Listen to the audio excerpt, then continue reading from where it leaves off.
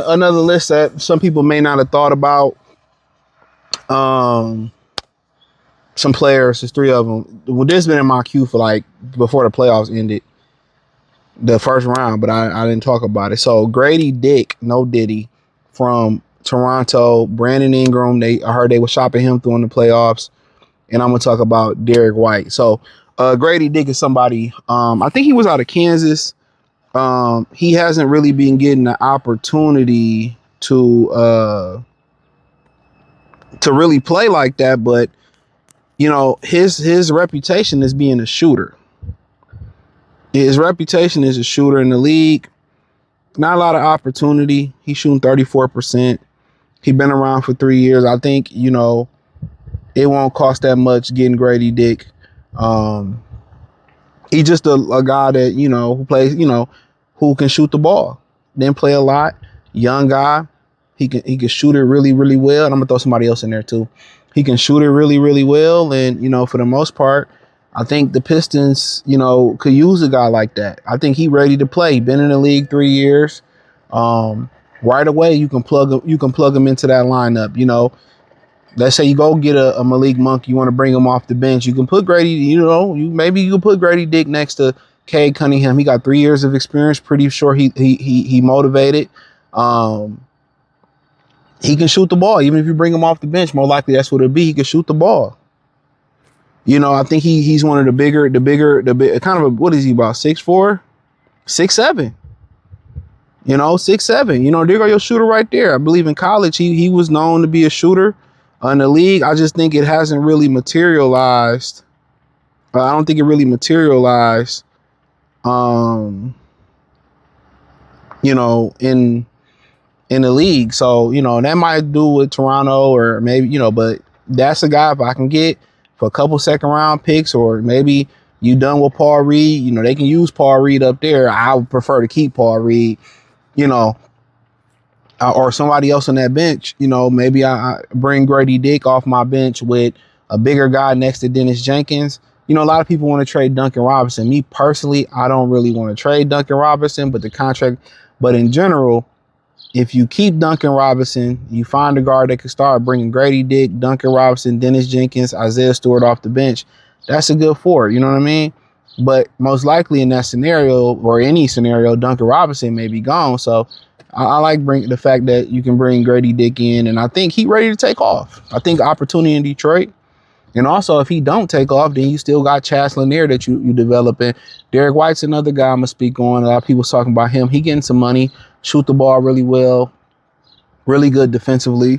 The only issue with getting Derrick White, then you need somebody off the bench that can get you a bucket. Like I said, Malik Monk, or somebody that's a firecracker off the bench that can get you a bucket. You add a shooter, you add a guy that he's a solid ball handler. He can get you in and out your offense. He ain't no Eric Snow, Andre Miller, Chauncey Billups type, but he can do that. He can take enough pressure off of K. But I think he's a great fit, Derek Fisher mode type of guy next to K. Elite defender, elite shooter from what I see.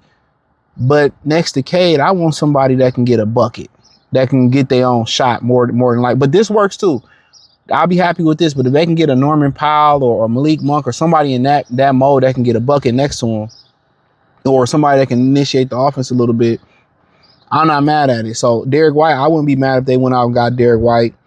You know, I was listening to Mark Cuban. He made a comment today, where I seen a comment on the podcast. He said, well, now the NBA ownerships are running it like a business more than running it like this NBA and having a relationship with the players.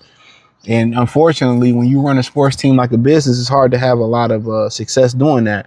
But Derrick White is to me, that's an ideal pickup. But like I said in my other video, Jamal Murray is the pick.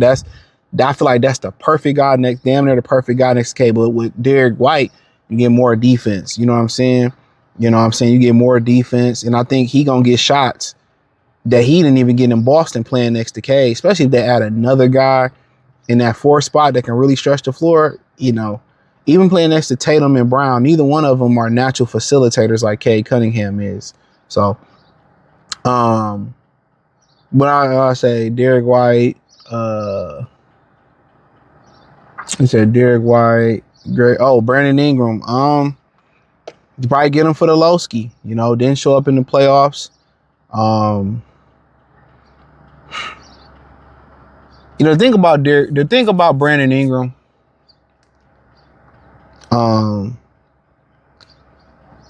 Hellified player, can score the ball, fairly healthy this year, got injured at the end. But realistically, he can score, he can shoot. Somebody else, you can put the ball in his hand, he can get a bucket. Realistically, you could put him in the backcourt with Cade. That's a big ass backcourt. Or you could put him at the 3 and slide, or however you want to. It's really positionless. Put him and Asar and Cade, 1, 2, and 3. He could work. He can work. That pressure that was in, and to be honest with you, when I watched that game 7, Scotty Barnes is nice as fuck. We've been through that. And RJ Barrett, they took a lot of pressure. They was balling that game 7. They just put Scotty in foul trouble. You know what I'm saying? Like Scotty was getting ticky-tack fouls. I think that was bullshit. They cheated the Raptors. But if you can get Brandon Ingram, him and Cade, you know, but you know, him and Cade to be a nice fit. I'm not been playing the King's ransom for him, but you put him, Cade, Asar Thompson there. You know, if you're able to trade for Laxi Lindenberg and Tobias in that corner and whatever you do at center, I think, all right, and you can get somebody off the bench that can get you a little bit bucket and a little bit more shooting. You can get Ingram and Grady Dick and maybe get you another score off that bench. Hey, man, I ain't mad at it. If I can get Brandon Ingram for below market value, they basically give him away. They ain't gonna basically give him away, but if I can get him a few pieces around Hollins and this, that, and the third, man, hey, man, your boy gonna do it. Your boy gonna do it. I'm a huge Ingram fan. You know, bring Glorilla ass up to Detroit. Ooh, go, you know, big bring Glow up to Detroit. I do it, but the last guy I'm gonna talk about is Coby White. I had him in the queue. So Coby White, I've been a fan. Y'all was telling me Killian was better than Coby White. I'm like, what? I think he was at North Carolina.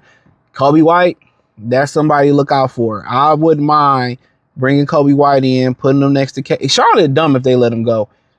Look here, I wouldn't mind putting Coby White next to Cade. If I can get me somebody else like a Monk or another guy that can give me a bucket off the bench, I like that.